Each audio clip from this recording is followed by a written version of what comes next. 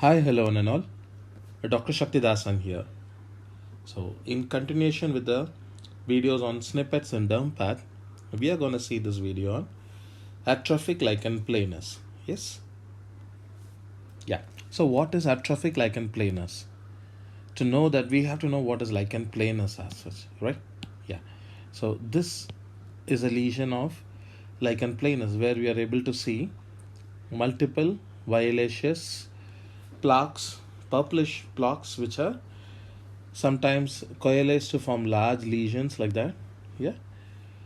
But here in atrophic lichen planus, as you can see, these are all smaller in size, and at times they are grouped together to form larger plaques. So these kind of larger plaques which are having elevated margins and atrophic center, well, that characterizes the lesions of atrophic lichen planus. Yeah. So there is a central atrophy, as you can notice here. Moreover, over here, there's a central pale area of atrophied skin over there.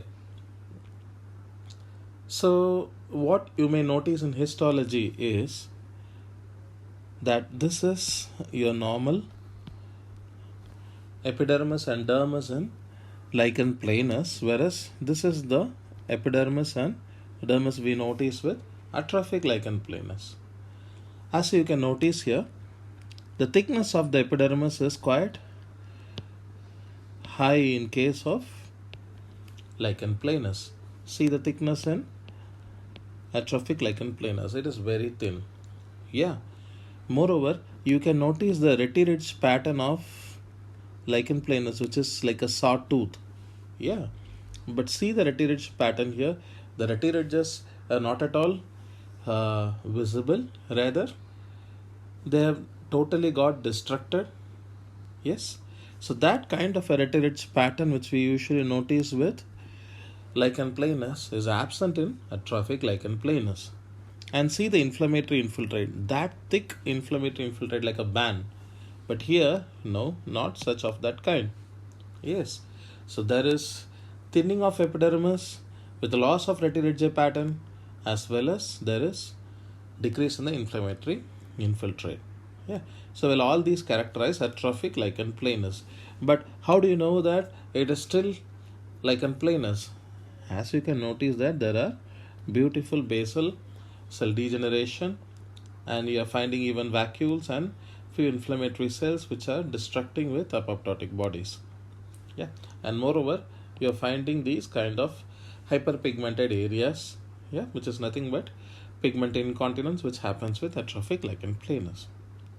Yes. So there are three clinical differentials for atrophic lichen planus. The first one is porokeratosis. What do you mean by porokeratosis? It is a hyperkeratotic lesion. It's a, basically it's a disorder of keratinization where you do find hyperkeratotic papules or plaques with elevated thread-like rim. As you can notice there is a thread-like rim over this lesion. Yeah. So well, that kind of annular plaques or papules which are having elevated thread-like margins with these kind of ridges and furrows, yeah, some elevations and depressions, are characteristic of porokeratosis. So what are there? One is elevated margins of papules and plaques which are annular in nature. Yeah, you can correlate that and see, like even in an atrophic lichen planus, you tend to find the central clearing like that, what we see with porokeratosis, and a peripheral thick marginated areas. Well then, what is this picture? This picture, it highlights the ridges and furrows kind of lines which we notice with porokeratosis. See these ridges and furrows, yeah. Well, that is characteristic of porokeratosis. But then, what is the histopathology of porokeratosis?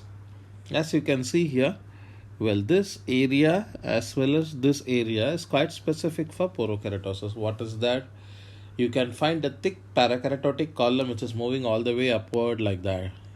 Yeah, you notice that in the center over here, so as over here even. So these are called as cornoid lamellae. Yeah.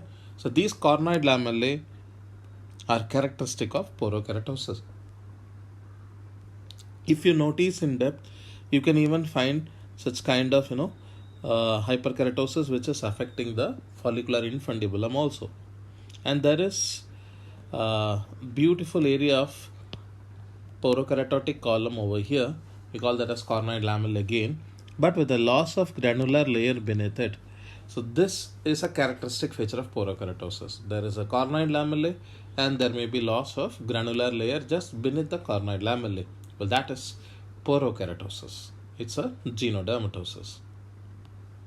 The second lesion, which is mimicking the atrophic lichen planus, is lichen sclerosis et atrophicus. So usually we call this as lichen sclerosis nowadays, but previously it was called as lichen sclerosis et atrophicus or chlorosis vulvae in females and balanitis xerotica obliterans in males, right? So what do you notice here? Yeah, clinically, as we had seen there, it's like an annular lesion, large annular plaque, which is having a central clearing even. So that kind of lesions which are occurring in the genital intertriginous areas, we have to be very doubly conscious with like atrophic lichen planus, which is having a mimic with lichen sclerosis atrophicus. Yeah, but histopathology is very characteristic. There is thinned out epidermis with, as you can notice here, thick sclerosis which is noticed just beneath the epidermis, and there is very sparse inflammatory infiltrate. So well, that is lichen sclerosis it atrophicus. And the third lesion which may have a clinical differential for annular to atrophic lichen planus is this one. See here, this is mycosis fungoides. Well, these also do characterized by kind of annular plaques and patches and plaques. Sometimes even it can be turning into tumorous areas. Yes, nodules like that.